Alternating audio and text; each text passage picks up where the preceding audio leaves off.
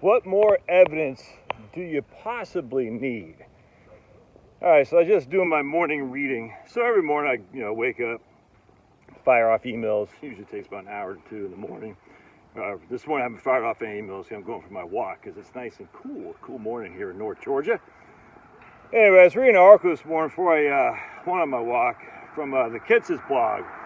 And it's a good article that I'm going to dive into when I get back about about something that I brought into the ether, and I want credit, I tell you, and I'll talk about it more. But it just got me thinking, because it's all about retirement planning and whatnot.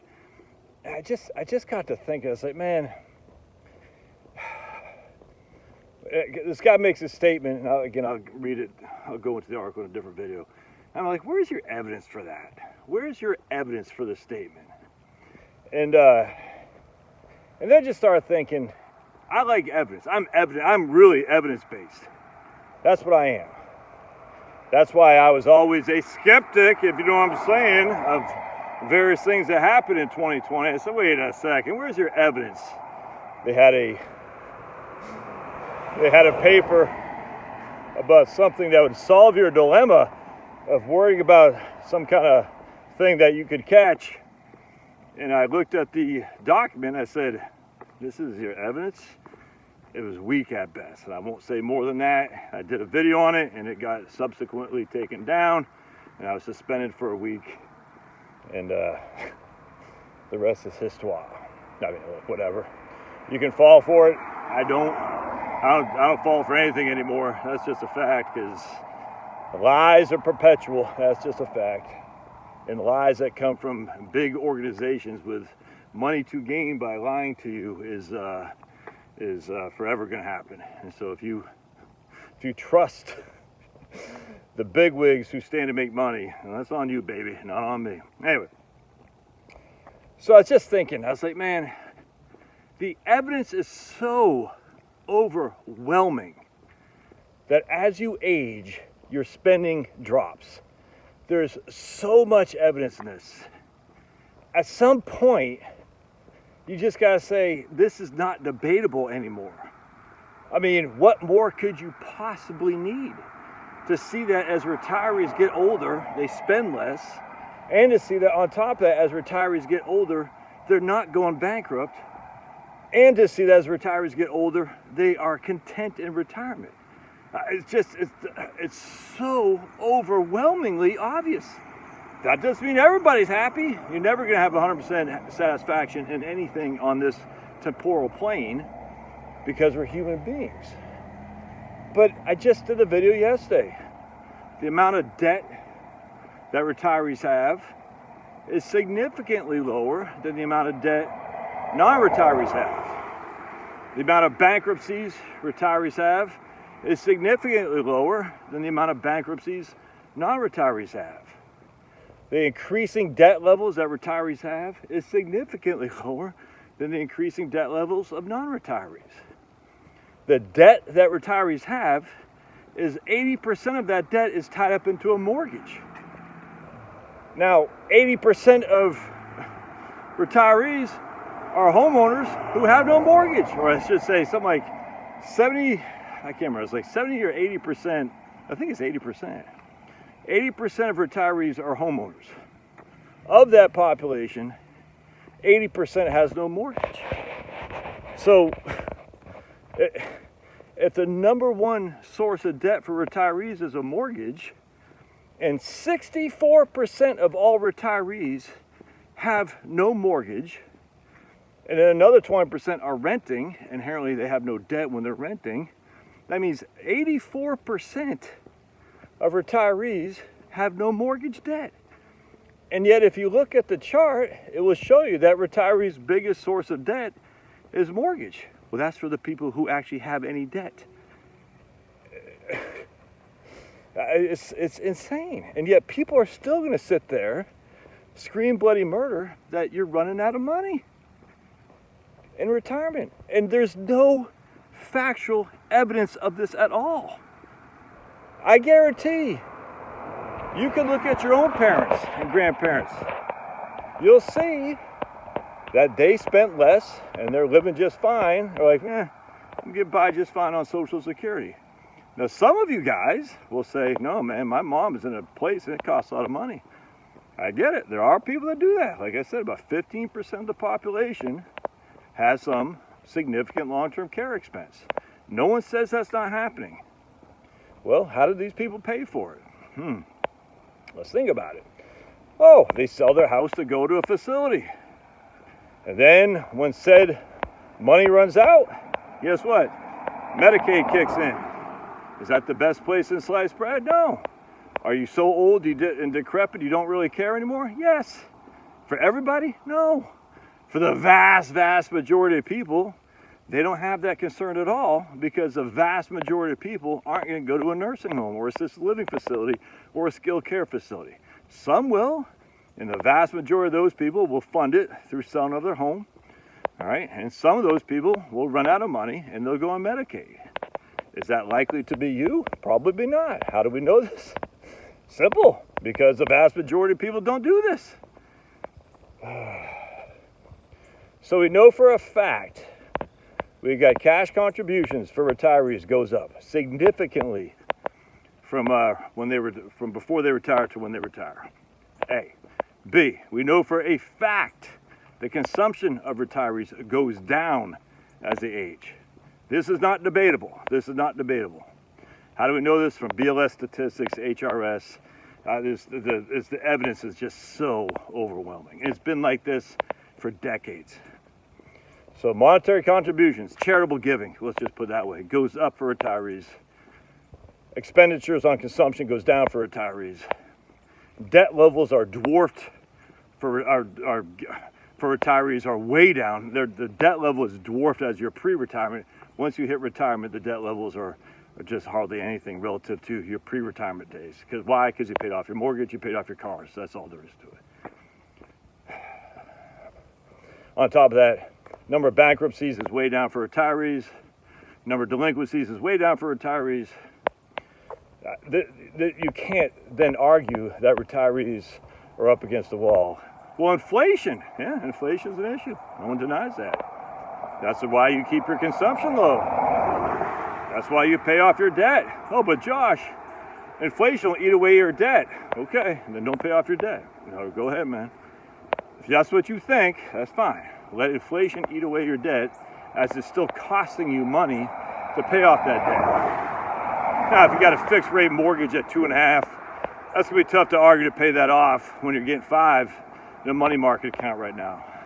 I mean, literally take $100,000, put it in a money market account, you're getting $5,000 a year. We'll just say you pay 15% tax. I don't know what that would be. Let's just say you pay 10% tax. That'll leave you $4,500. You can use that to pay your interest. That's at 2.5% on your mortgage, and still retain your principal. Hard to argue that, I grant you. Is that you? Where you got credit card debt, that's variable, consumer loan debt, high interest debt. Yeah, I mean, by all means, say, well, inflation is going to wipe away my debt. That's just so freaking stupid. I can't believe people actually think this. Well, economics will tell you. Yeah. Okay. Economics also tells you that with low unemployment, what do they say about the Phillips curve? Now I'm drawing a blank on it. Low unemployment means high inflation. High unemployment means low inflation. I can't remember. The Phillips curve is such a scam anymore. It's nuts. What the hell was it? It's like low unemployment means high inflation, which will lead to high interest rates. Well, that's what's happening now, Josh. Has nothing to do with the labor costs. High unemployment means what that means is basically if you have high unemployment, you have low interest rates because you got to lower the interest rates to deal with to make the economy grow. If you have low unemployment, you got to raise the interest rates to keep the economy from growing too much. And we've seen in the last 30 years that the Phillips curve just doesn't work. Maybe I'm butchering this, and that's fine. Sue me. I thought you were an economist. Well, I study economics. I know more about economic theory than most people do. But off the top of my head, I just can't remember exactly what the Phillips curve is. Just look up the Phillips curve. It's such a fallacy. It's insanity. Paul Samuelson, all these guys. The numbers crunching economists, they gonna all go pound sand. Actually, Thomas Sowell's got a good piece on that. Let's just read another guy too about the tragedy of the economics profession.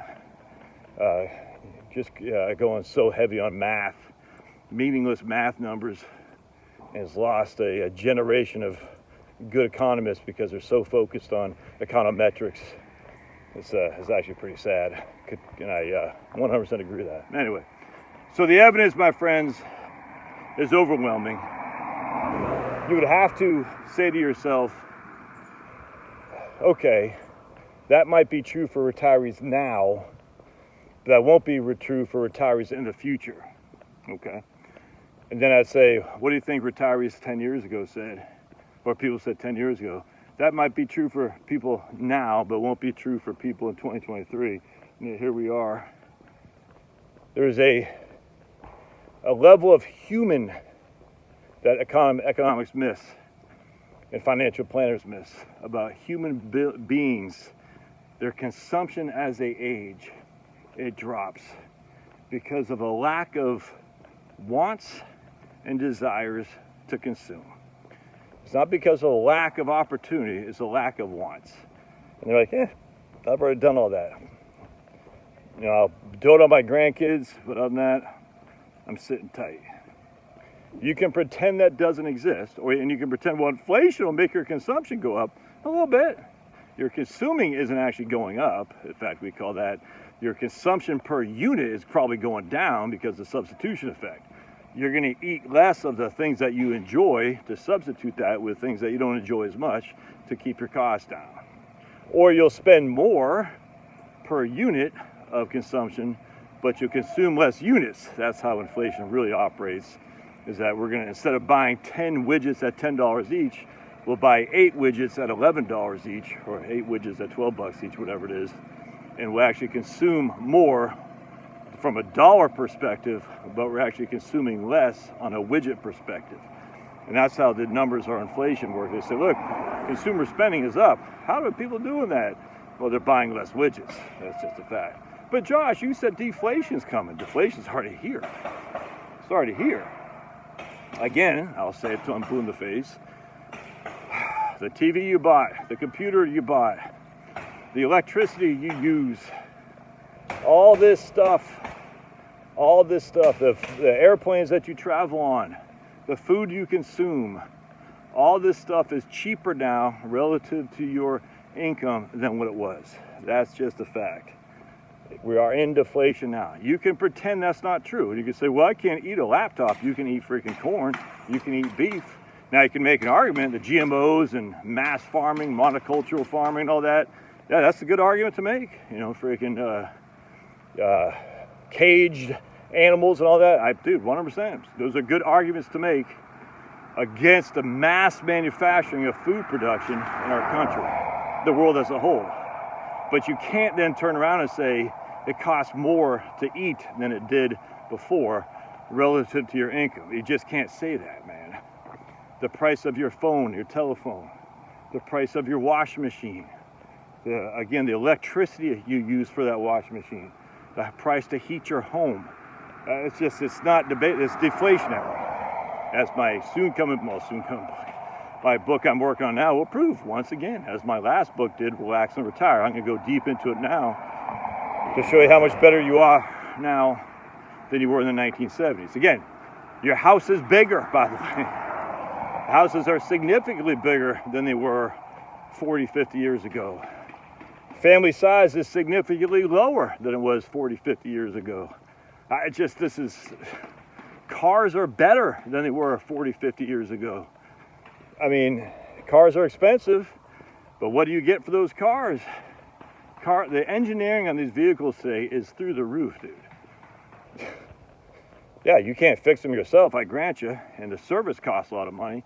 Service is the industry that has big expenditures. You know why? Because you can't export inflation on services like we could export inflation on goods, as I talked about in my last book. Anyway, more to come. Just, if you're looking for evidence, this is your channel. If you're looking for doomsday crap, this is not your channel. because, like the climate change deniers, like the retirement planning fearmongers, climate change deniers, that's what they are. They're climate change deniers. They think, climate change is going to burn us. They're denying that climates have always changed. They're denying that you're not going to die in the ash heap of fire because of CO2. It's so freaking stupid. People at the UN now, with your boy Zelensky down there, talk about, if Russia would fight us, we could focus on climate change. I said, what causes climate change there, Big Vlad? What causes climate change? CO2. Then how'd you get to New York from Ukraine, from Kiev? How'd you do that? You take a sailboat? You backpack? And then rode yourself over the Atlantic Ocean? How did you actually get here? How'd you get here? Jacinda, whatever that chick's name was from New Zealand, you freaking clown. How did you get here? Well, I had to fly. Huh, interesting. And you're gonna fly across the world and preach to me about how CO2 is the enemy. You freaking clowns.